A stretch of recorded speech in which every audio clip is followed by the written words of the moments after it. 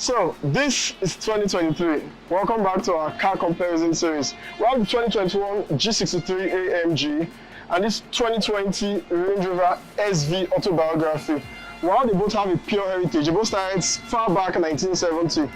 The G-Wagon, started as a military vehicle, has gone on to be one of the best-selling SUVs ever. It's the best-selling Mercedes SUV as far as I'm concerned and as far as the world is concerned. Well, this is the most powerful and yet the most luxurious SUV in the Range Rover Vogue lineup, the SV Autobiography. And in today's comparison, you are going to tell us which you think is the better between the two of them. Lucky. What? I want that car, madam. You have the one that we Come want. on.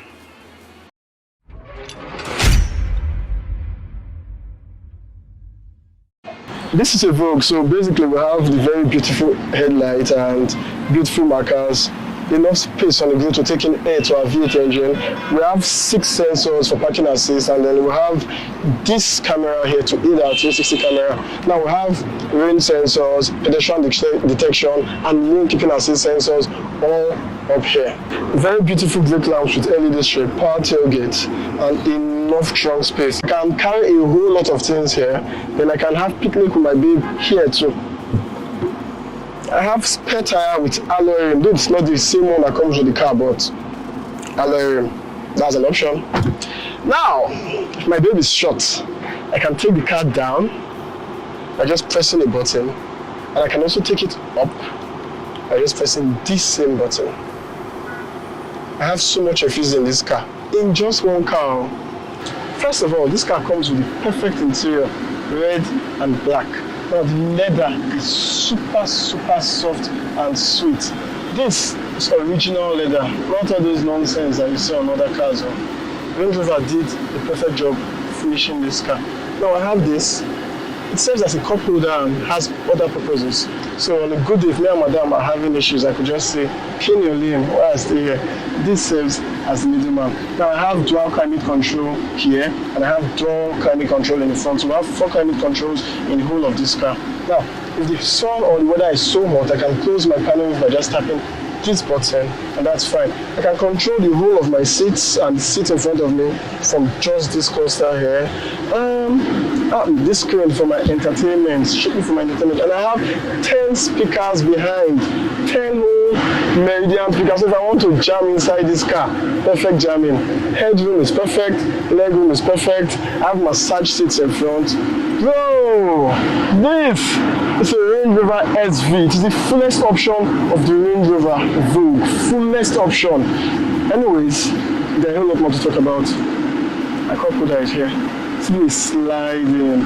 My big brothers will say automatic everything. Everything in this car is automatic. From my angle here, I have heads-up display, red paddle shifters. Now this gear knob, it comes up and goes down when I turn off the car. I have USB ports, chargers, and then I have a cool box for my drink. I have cup holders here. I have double screens here. This for infotainment and this for weather controls and a whole lot more. Super sweet digital display on this dashboard, and its colors very fine. Wow, this dashboard, the finishing on the dashboard and the stitching is also very neat. Remember, it comes with black and red, so it's unique. It's not like the car we're comparing with it. I can increase my ride height by just pressing this button, holding it down, or come back here, press this button, and I just hold it down, and the car goes down all the way, whichever way I want. If I want to drive on this bumpy road, or if I want to take it up on a very crazy road. So I decide how I want to do that. So I have rear locking differentials, terrain response to off-road, adaptive cruise control, and then I have cross traffic. If I'm reversing and I don't see a car coming, the car brakes on its own. And then I have pedestrian detection too. If I'm going forward and it notices someone is trying to cross, the car brakes on its own. It might be abruptly, but then you're saving a life. That's part of the safety feature on this car. And overall, this car has 29 speakers, so we can do a small party inside this particular car. Unlike the G-Wagon, the box, forget that thing. Anyways, people that buy this car are sophisticated people, soft people who know the value of owning a Range Rover, people who can maintain it. You don't see regular small children driving Range Rovers, no. This car is for people with class. So if you want this car, tell me in the comment section that this is the better car. With me, for this time, I have the Mercedes G63, the 2020 model, and this is the most desirable Mercedes SUV. Like, this car got sold out on pre-order, as in they had to stop production. That's how much of it was ordered, and I think that is something that is really insane. It also is the highest performing variant or version of its series. So for a series, of course, we have the G63 and the G550. So this is the one that is everything in one SUV. You name it, luxury, performance, and off-roader, this SUV here has it. Now for this generation, of course, this was sort of redesigned in the year 2019 and had or got a new facelift. So you have more, somewhat curvier design, something that stands out more, and then they still retain that vintage, unique, boxy look that represents the G-Wagon and retains what it is known for. So of course in the front, you get the front brush bar, you have your very beautiful AMG grills, then you have these beautiful headlamps that have circular daytime running lamps, which are beautiful. You have your side indicators right here on the top, which is something you do not see anywhere at all. On the side, you have the very flat surface that is this SUV. We have 22-inch rims right there, 6-piston brake calipers with ventilated discs, AMG, right? And then you have this beautiful side mirror that also received a new look for this particular generation. It also has a camera because you get a 360-degree camera, parking view, you have a side indicator, blind spot detection, which is amazing. And then you have this, typical of the G-Class, the G63, the G-Wagon, doors that you have to slam just to get closed, and that is something that is amazing. Of course, you also have the door hinges, you have this very edgy look. At the rear, of course, you get the same size of the rims, but you get 4-piston brake calipers, and still you have that ventilated brake disc. At the back, you have your spare tire hanging on the door, which I think is really unique. It's something that we used to find in old cars, and most modern cars have found a way to tuck it underneath the car, but the G-Wagon still retains it. So that is really cool. You also do get your LED taillights, which I think is amazing. As simple and small as it is always, it's never going away. But you see this, if you're somebody who can afford this car, you either have an indoor gym or you don't want to go to the commercial gym. And if you think you need to gym and you don't have an indoor gym, you can just use this rear door, because this thing is so weighty, but it is cool. So it ushers you into a very roomy cargo area as compared to the previous generation or other generations of the G-Wagon. So of course you get a lot of space right here, which is very useful. And this rear door, being that it is a door and not a tailgate, has its advantage in this situation.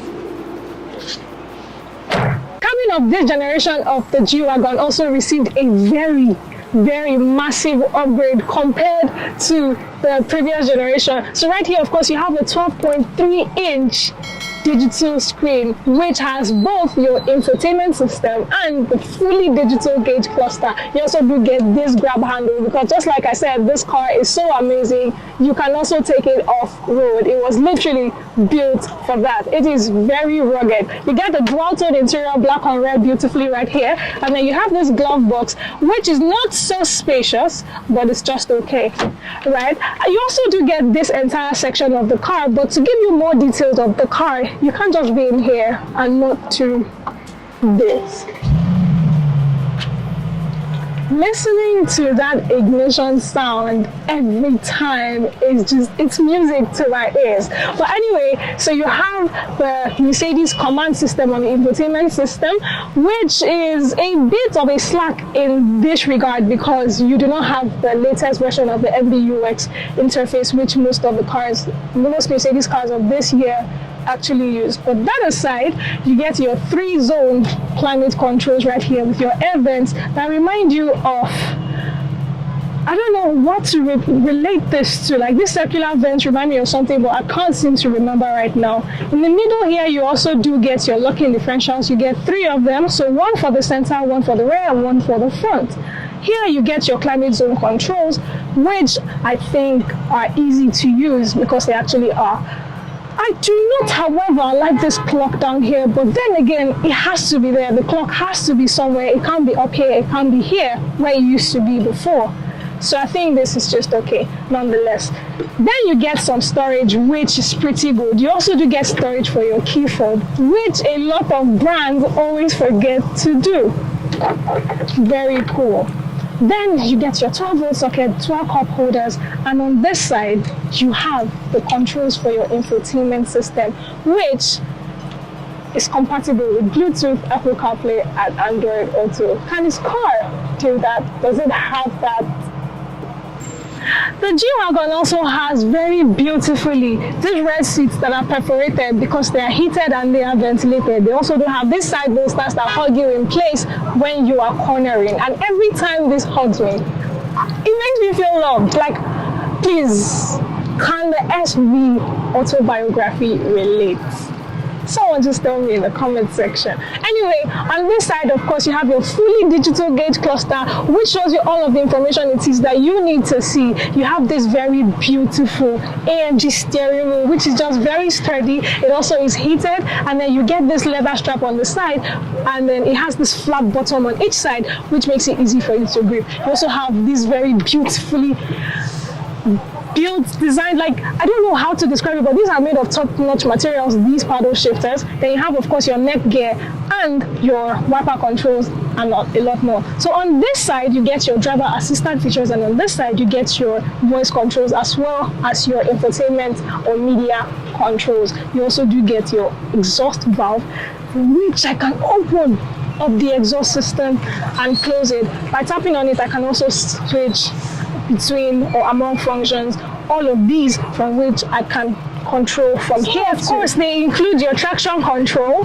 You have your suspension settings, so you get 3 suspension modes. You have Comfort, Sport, and Sport Plus. And on Sport Plus, this thing is just wild. But on normal, this car rides like the performance car, but in a luxury body that it is. So it dampens all the things on the road. You don't feel an inch, and that is just so cool. You also do get manual mode, from which you can shift your gears manually, which I think is very amazing. Now on this entire side, on this other side rather, you get a toggle that allows you to switch through the drive mode. So you get Comfort, you get Individual, you get Snow mode, you get Sport, and then you get Sport Plus.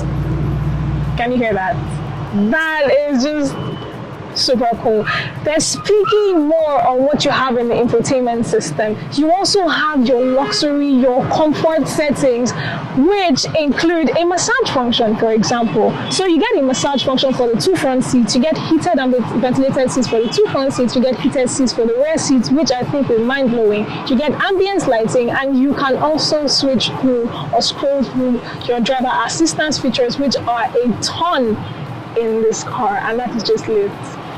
At the back, compared to the older generation of the G-Wagon, you get a ton of space. So I have this lot of headroom, this lot of legroom. And I think something that excites me about the headroom is the fact that, so there's a sunroof in front, right? And then you have like an elevated part of the roof, which happens to fall in the rear section of this car. You also have this very beautiful to touch Alcantara roofline, which is very good. On this side, of course, you have an armrest with 2 cup holders.